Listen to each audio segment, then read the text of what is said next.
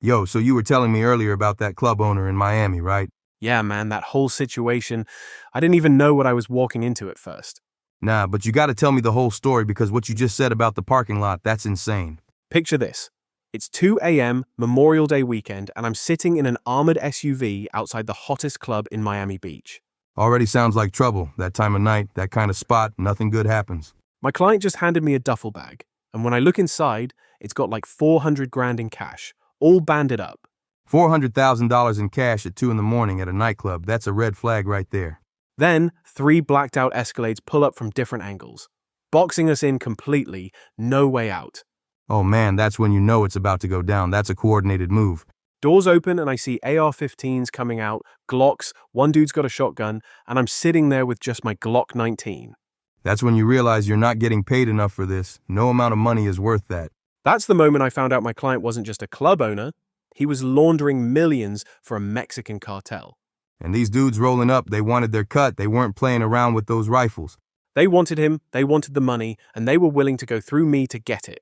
This is The Protection Perspective. I'm your host, Big J, and today we're talking to Aaron Hill about the night he became a human shield for cartel money. So Aaron, walk me through how you even get into this level of security work. Like, what's the path to that? I started doing basic nightclub security in Atlanta when I was like 21, 22 years old, just trying to make money. That's where everybody starts, checking IDs at the door, breaking up fights, dealing with drunk people all night. Yeah, but I saw my first shooting when I was 22, and that changed everything for me, made it real. What happened with that shooting? Like, was it over something stupid or was it serious beef? Guy got stabbed over a bottle service dispute. Can you believe that? A bottle of vodka that costs maybe $300. That's what I'm saying. People lose their minds in clubs over the dumbest things. Ego and alcohol don't mix. He bled out right there on the dance floor before the paramedics could even get to him. I'm watching this guy die. That'll wake you up real quick, seeing somebody actually die in front of you, not in a movie, for real. I realized that night that I needed real training, not just a security guard license and a polo shirt, you know? So what did you do? Did you go to one of those executive protection schools or what? Went through executive protection courses, firearms training, threat assessment, tactical driving, the whole package. Spent like 15 grand on training. That's a serious investment, though. That shows you were committed to doing this the right way, not just winging it. After that, I got hired by a security firm that specialized in high net worth individuals, celebrities, executives, people with real money and real threats. That's a different level right there. You're not just standing at a velvet rope anymore. You're protecting somebody's life. Exactly, and that's how I met the client, the club owner, let's call him Mr. Santos, for this story. When you first met Santos, did you get any weird vibes or did he seem like a regular businessman? At first, he seemed legit. Owned 3 clubs in Miami, always dressed nice, professional, paid on time, super generous with tips and bonuses. That's how they get you, though. They treat you real good at first so you don't ask questions later. First red flag was he wanted 24/7 protection, but wouldn't tell me why, just said he needed someone he could trust. See, that right there, when somebody won't tell you why they need protection, that's when you gotta dig deeper. I asked him a few times, like, what's the specific threat? Who are we worried about? And he'd just say general precautions. General precautions, my ass. Nobody pays for around-the-clock security just because there's always a reason. Second red flag was he'd get calls at 3 in the morning and disappear for hours with these duffel bags, always duffel bags.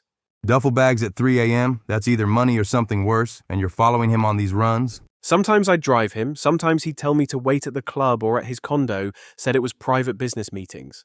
But you knew it wasn't regular business meetings. You had to know something was off by then. I convinced myself he was just a successful club owner being cautious. Maybe he had crazy exes or business rivals, you know?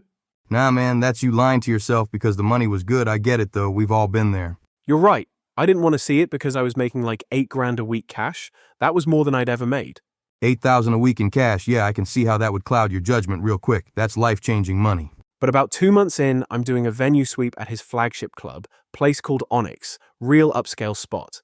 Venue sweep, so you're checking for threats, making sure everything's secure before he arrives, standard protocol. I go to the back office and I see 2 guys I recognize from the news, lieutenants for a crew that ran the whole Brickell area. Oh no, you walk in and see actual gangsters, known criminals sitting there with your client. That's bad. They're counting money with Santos, stacks everywhere on the desk, and they're talking about the family's cut, like it's normal business. The family's cut, that's mob talk right there. That's when you know you're in deep with organized crime. Santos sees me standing in the doorway and he doesn't even flinch, just says, "Aaron's good, he's with me," to these guys. That's crazy. He just vouches for you like that without even asking you first if you're cool with this situation. The two guys look me up and down, and one of them says, "He better be," and goes back to counting money. That's a threat right there. Like they're saying, if you talk or mess up, we know where to find you. That night after they leave, Santos sits me down and explains the whole operation, like he figures I already know anyway. What did he tell you? Did he just come out and say he's laundering money for the cartel? He says the clubs are real businesses, they make money legitimately, but they're also washing money for an organization out of Sinaloa, Mexico. Sinaloa, that's one of the biggest cartels in the world. These aren't small-time street dealers. This is major league. Every weekend, he says $200,000 to $500,000 flows through bottle service, VIP rooms, fake consulting fees, all that. $500,000 a weekend, and it just looks like people partying and buying expensive bottles. That's actually genius if it wasn't illegal. He explains that the local crew, the guys I saw in the office, they take 15% to keep the operation smooth. That's the street tax. They make sure cops are paid off, no problems, no raids. They're the middlemen. Exactly. But then he tells me there's a rival group trying to muscle in, demanding 30% instead of the 15%. They want to double the cut, and I'm guessing they're not asking nicely. They're coming with threats. They're threatening to kidnap him, kill his family, burn down the clubs, the whole thing, trying to force him to switch sides. But he can't just switch sides because the Sinaloa people would kill him for betraying them. He's trapped in the middle. That's exactly it. He's caught between two organizations, and either way he goes, somebody wants him dead. So that's why he needs you. He needs somebody who can actually protect him when things get violent. He doubles my pay right there, says he'll give me $15,000 a week cash if I stick with him through this. $15,000 a week. Okay, now I really understand why you stayed. That's $60,000 a month in cash money. I should have walked away right then. I know that now, but in the moment I'm thinking about paying off my car, helping my mom. Nah, I get it, man. It's easy to judge from the outside. But when somebody's waving that kind of money, it's tempting. I told myself I'd do it for 3 months. Stack my money, then get out before things got too crazy.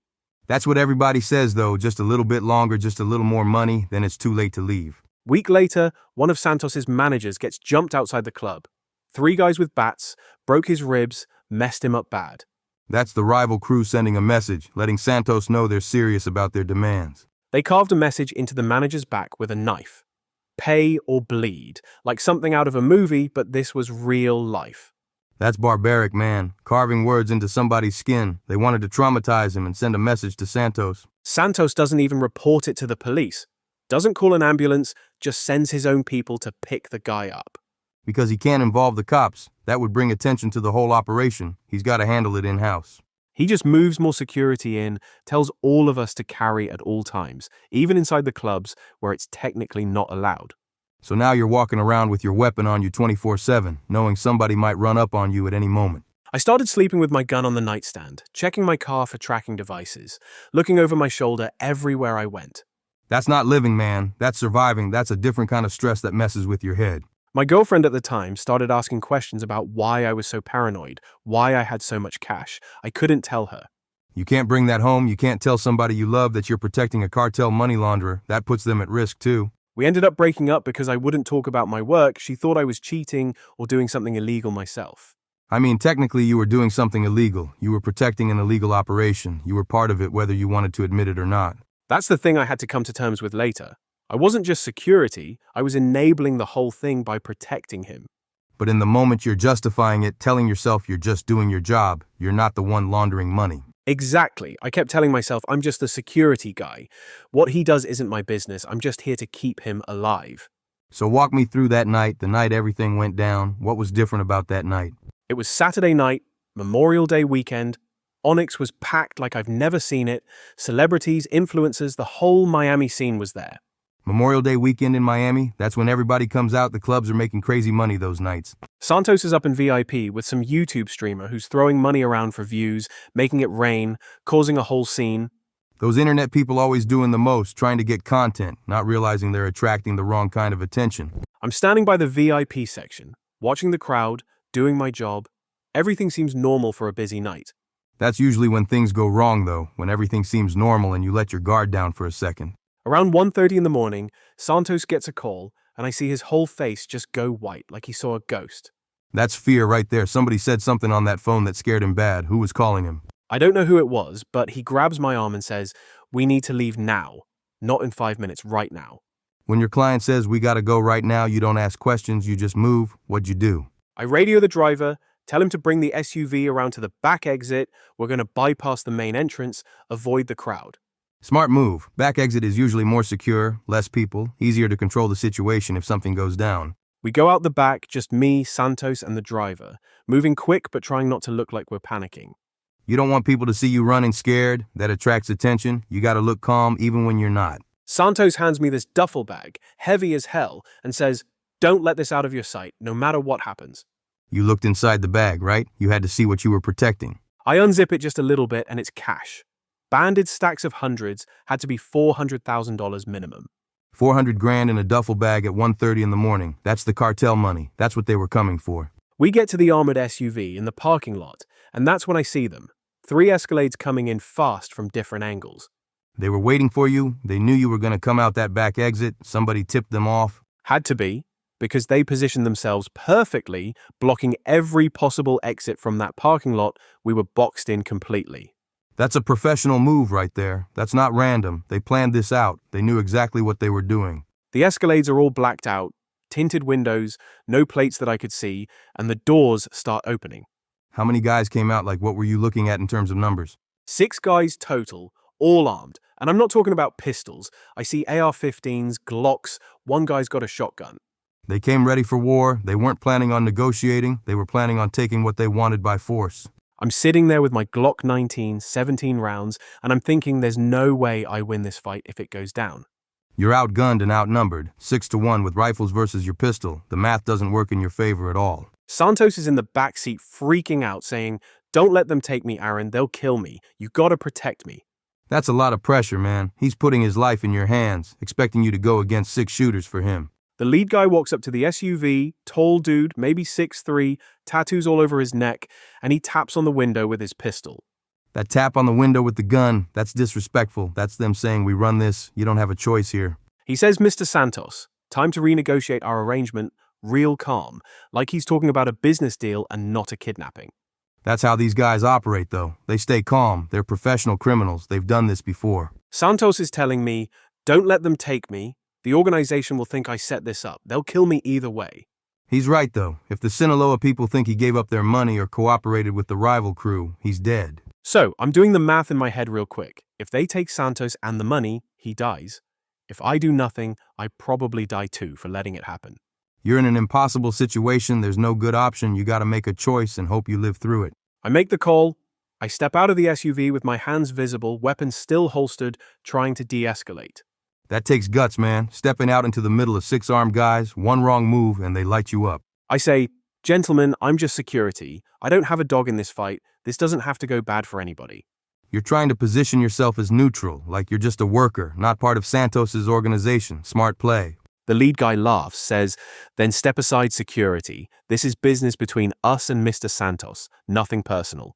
He's giving you an out. He's saying you can walk away right now and live, no questions asked. I hear Santos in the SUV behind me, practically begging, saying my name over and over. "Aaron, please, Aaron." What's going through your head in that moment? Are you thinking about the money, your job, your life? What? Honestly, I'm thinking about my reputation. If I step aside and let them take him, I'll never work in this industry again. That's real, though. Your reputation is everything in this business. If word gets out you abandoned a client, you're done. But I'm also thinking, is my reputation worth dying for? Is protecting dirty cartel money worth my life? And I still don't know the answer. So what did you do? Did you step aside or did you stand your ground? I don't move, I stay right there between them and the SUV, and I say, "I can't do that, but maybe we can talk this out." You're still trying to negotiate, trying to find a way out where nobody has to die. That's the right move if it works. For about 10 seconds, nobody moves. Everybody's just staring, and I can hear my heartbeat pounding in my ears like a drum. Those 10 seconds probably felt like 10 minutes. Time slows down when you think you're about to die. I see the lead guy's finger move toward the trigger on his pistol, and I'm getting ready to draw my weapon, even though I know it's suicide. At that point, you're just reacting, your training kicks in, you're not thinking anymore, you're just moving on instinct. Then the club's back door flies open, and Santos's crew comes running out. 4 guys with guns, yelling and moving toward us. Oh man, so now it's a standoff. You got 6 on one side, 4 on the other, 10 armed men in a parking lot at 2 in the morning. Somebody must have seen what was happening on the security cameras and sent backup. Probably saved my life right there. That changes the whole dynamic. Now it's not 6 against 1. It's more even. The rival crew has to think twice about shooting. The lead guy looks at me, looks at his crew, looks at Santos's guys coming across the parking lot, and he's doing the math. He's calculating, like, is this worth it? Are we going to win this gunfight? How many of us are going to die trying? He says, "Tell Santos this isn't over. Next time there won't be any talking, next time we're coming for everything." That's a promise right there, not a threat. He's telling you straight up they're coming back and it's going to be worse. They get back in the Escalades and roll out, but real slow, not speeding away, just taking their time like they're not worried. That slow exit is a power move. They're showing you they're not scared. They're leaving because they choose to, not because they have to. As soon as they're gone, I'm shaking so hard I can barely hold my weapon. The adrenaline just dumps out of my system all at once. That's normal, man. That adrenaline crash after a life or death situation, your body was ready to fight, and now it's processing what almost happened. Santos gets out of the SUV and hugs me, calling me a hero, saying I saved his life, but I don't feel like a hero. Because you know you didn't save an innocent person. You saved a criminal who's part of a cartel operation. That's different. He pays me $50,000 cash that night. Bonus for what I did. Puts it in my hands right there in the parking lot. 50 grand on top of your regular pay. That's blood money, though. That's him buying your silence and your loyalty. I take the money because in the moment I'm thinking I earned it, I almost died protecting him and that money. But that money comes with strings attached. Now you're even deeper in. You can't just walk away after taking 50,000. 2 days later, the club gets shot up, drive-by shooting at 3 a.m, right after closing time. The rival crew came back just like they said. They weren't playing around. They meant what they said about next time. Nobody died, but 7 people got wounded. Staff and some late-night customers still hanging around outside. 7 innocent people caught in the crossfire of a cartel dispute. That's collateral damage. That's on Santos and his operation. A bartender lost her leg, 23 years old, working her way through college, and now she'll never walk normal again because of this. That's the part that haunts you, the innocent people who get hurt. She had nothing to do with any of this. Santos shut down all 3 clubs for a week and went into hiding, wouldn't tell anybody where he was, just disappeared. He's trying to lay low, hoping things cool down, but the problem is both sides are looking for him now. The organization he worked for, the Sinaloa people, they weren't happy with him because he was attracting too much heat, too much attention. Cartels hate attention. They want to operate in the shadows, and now there's a shooting, police investigation, media coverage. That's bad for business. Week after the shooting, I get a call from Santos, says he's in a safe house and he needs me to come out there. Did you go, or were you already thinking about getting out of this situation by then? I went because I figured I owed him that much. We'd been through a lot together, and I wanted to make sure he was okay. That's loyalty. Even though you knew the situation was bad, you still went to check on him. Where was this safe house? Middle of nowhere, homestead area, way out past where the city ends, just farms and empty land all around. That's a good place to hide if you don't want to be found, but it's also a good place to disappear and nobody hears you scream. I drive out there, it's this little house behind a gate, looks abandoned from the outside, no cars, no lights on. That's already giving me bad vibes, like why would he tell you to come to a place that looks empty? I call his phone, no answer, I text him, nothing. But the gate's open so I figure he's expecting me, I go in. You're walking into a trap, that's what it sounds like. Every instinct should be telling you to turn around. I get to the front door, it's unlocked. I push it open and immediately I smell it. That copper smell, blood. Oh no, you already know what you're about to find. That smell is unmistakable once you've smelled it before. I draw my weapon and clear the first room. Nothing. Then I get to the living room and there's blood on the floor. A lot of it, but no body.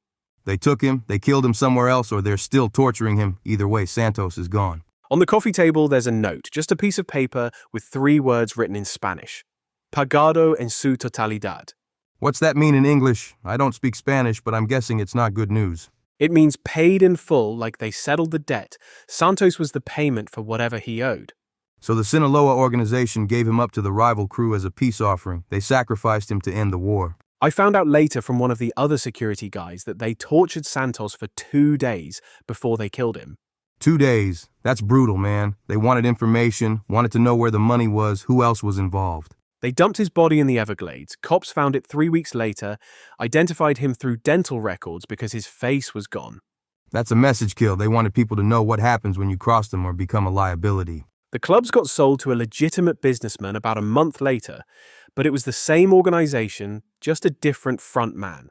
The operation continues. They just replace Santos with somebody else. The money keeps flowing. Nothing really changes. That's when I realized how disposable everybody is in that world. Santos thought he was important, but he was just a cog in the machine. And you would have been just as disposable if things had gone different that night in the parking lot. They would have replaced you too. I quit that day. Soon as I left that safe house, I called the security firm and said, I'm done, I'm out, effective immediately. What did you do with the $50,000 he gave you? Did you keep it or give it back? I tried to give it back to the firm, told them to donate it or give it to Santos's family. I didn't want that blood money. That's honorable, man. A lot of people would have kept it and justified it, but you knew that money came with too much darkness. They wouldn't take it back, said it was my money, I earned it.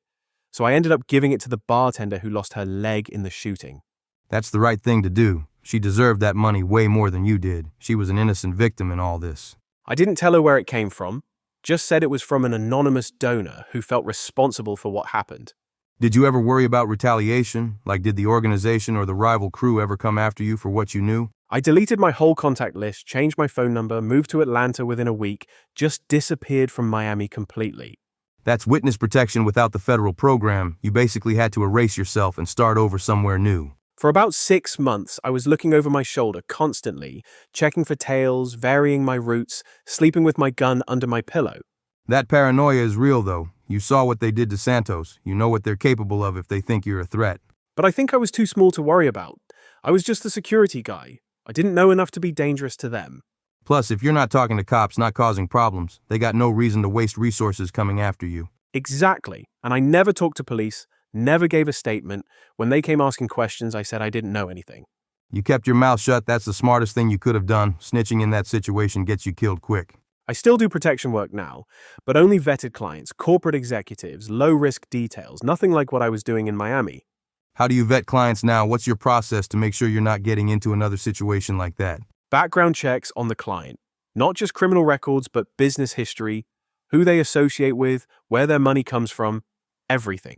That's smart. You're doing the homework up front instead of finding out halfway through that you're protecting a criminal. If anything seems off, if they won't answer basic questions, if they want to pay cash only, I turn down the job. I don't care how much they're offering. Because you learned the hard way that some money isn't worth dying for. No amount of cash is worth what you went through. I learned that everybody's disposable in that world. Santos thought he was protected, thought he was valuable, and they gave him up without hesitation. That's the reality of working with criminals and cartels. There's no loyalty, no honor, just money and power and violence. The worst part is thinking about that bartender, that young girl who lost her leg because I chose to protect dirty money instead of walking away. You can't carry that guilt forever, though. You didn't pull the trigger, you didn't shoot up the club, that was the rival crew. But I enabled it by protecting Santos. If I had quit when I first saw what he was doing, maybe things would have played out different. Or maybe they would have just hired somebody else and the same thing would have happened. You can't control what other people do. That's what I tell myself to sleep at night. But I still think about her, wonder how she's doing, if that money helped her at all. Man, Aaron, that's heavy. I appreciate you being real about what happened, about the mistakes and the consequences. I think it's important for people in this industry to hear the truth, not just the glamorous parts or the hero stories. That's real talk, because a lot of young guys getting into security think it's all about carrying a gun and looking tough. They don't understand the moral compromises, the danger, the guilt you carry when things go wrong. It's not like the movies. For anybody listening who's thinking about taking high-risk clients, do your homework, know who you're protecting and why, ask questions up front. And if something feels wrong, if your gut is telling you this isn't right, listen to that instinct and walk away. Sometimes the money looks good until you're staring down a rifle in a parking lot or finding blood in a safe house. Your life is worth more than any paycheck, and your conscience is worth more than any amount of cash they can offer you. Aaron, appreciate you coming on and sharing this story. I know it wasn't easy to talk about. Where can people find you if they want to connect? People can find me on LinkedIn, Aaron Hill, Executive Protection Specialist. I'm happy to talk to anybody who has questions about the industry or vetting clients. And to everyone listening, if you got value from this episode, subscribe, leave a review, share it with someone else in the security industry who needs to hear this. Yes, spread the word. The more people who understand the reality of this work, the better decisions they'll make about who they work for. This is the Protection Perspective. I'm Big J. Stay safe out there. And remember, vet your clients before you put your life on the line for them.